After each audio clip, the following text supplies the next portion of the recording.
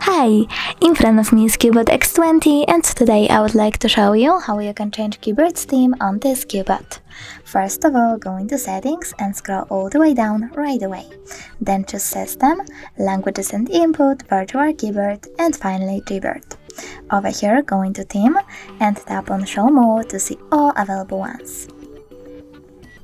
When you're done, you can click on one of those images, tap on the switcher next to key borders to enable or disable them, and tap Apply.